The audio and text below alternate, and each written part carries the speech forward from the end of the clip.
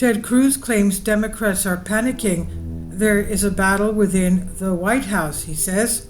Friday, during an appearance on FNC's Hannity, Senator Ted Cruz, Republican from Texas, said Democrats are in panic mode as they perceive Vice President Kamala Harris's presidential campaign to be struggling. Cruz said Democrats were lacking in policy and trying to use hatred of Donald Trump, which he says was not a winning message. Well, look, I think the Democrats are panicking. He said, I think there's a battle within the White House. I think Joe Biden's loyalists resent Joe Biden being thrown overboard.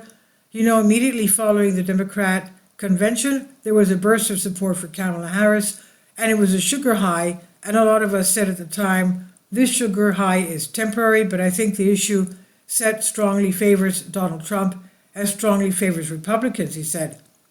If you look at Kamala Harris' train wreck of an interview with Brett Baier, Cruz said, I mean, it was terrible. She can't talk about her record the last 4 years, you know.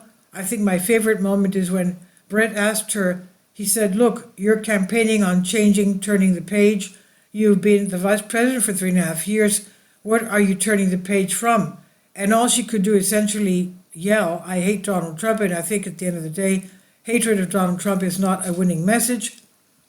And when the Democrats have a disaster on the border, when they have a disaster on the economy, when foreign policy is a mess, when everything they've touched they can't defend, I hate Donald Trump, I don't think gets them the victory, he said.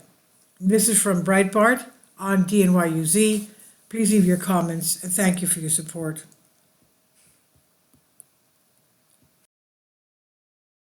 Support my Patreon account.